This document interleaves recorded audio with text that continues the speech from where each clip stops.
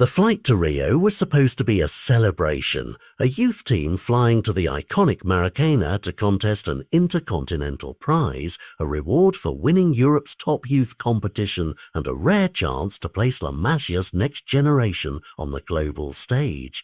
Instead, the trip became a flashpoint. In the days before departure, reports emerged that 4 of Barca's most talked about youngsters, Pedro Fernandez, Tony Fernandez, Gil Fernandez, and Jota Torrents, would not be boarding the plane. The reason given at the club gate was blunt and managerial. Hansi Flick refused to release them. For a club whose identity is rooted in promoting homegrown talent, the image of La Masia prospects being held back from one of the few trophies still missing from the cabinet is striking. The Intercontinental Cup isn't a friendly tour. It is a competitive, high-profile showpiece at the Maracana on August 23, and for Juvenil, it's a rare global stage earned by winning the UEFA Youth League. The team that goes to Brazil is not just chasing silverware, it's seeking exposure, experience, and a statement about the pipeline that feeds the first team. But the calendar had other ideas. The senior side faced a league fixture on the same day,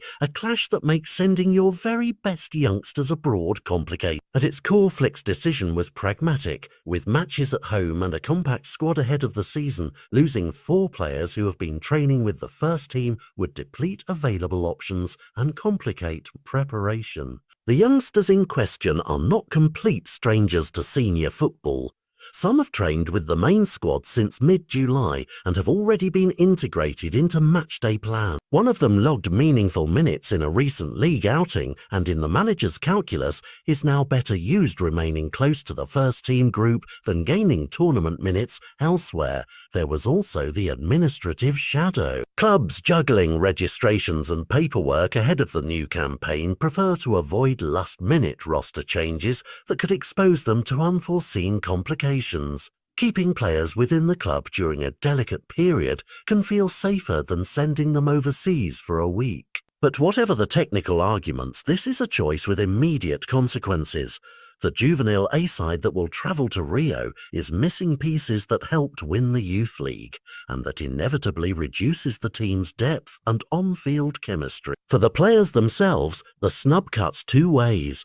Staying with the first team accelerates integration, training under Flick, and learning the tactical demands of senior football. But it also robs them of the unique pressure and spotlight of a global youth final.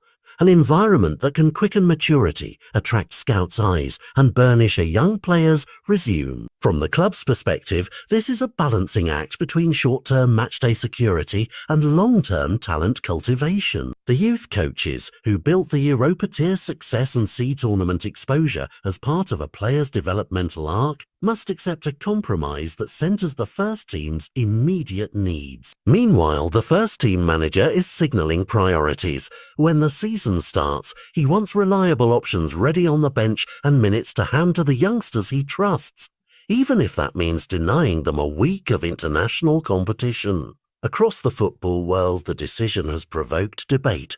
Some see it as protectionism, safeguarding a manager's resources at the cost of a youth team's ambition. Others frame it as responsible squad management in an era of congested calendars and fragile registration windows. For the 4 players named, the moment will be formative regardless of which interpretation holds sway. Their next opportunities will come in training sessions, in the minutes they are granted across the coming weeks, and in how they respond to the club's faith in keeping them close. For Juvenile A, the trip to Brazil is no longer the full-strength march to the Maracana many expected, but the competition still offers a stage for other academy graduates to step up and prove the depth of La Masia. For fans watching, this episode crystallizes a broader question about Barcelona's future. Can a club with such a storied youth tradition reconcile immediate tactical demands with the developmental ambitions that built that tradition? The answer will unfold not in a single match but across a season of selections, minutes, and how those young players are managed. Keep an eye on the next matchday squads, the minutes given to the 4 names who stayed behind, and how Juvenile affairs in Rio. Together these threads will tell whether Flick's veto was a necessary precaution or a missed chance for youth glory.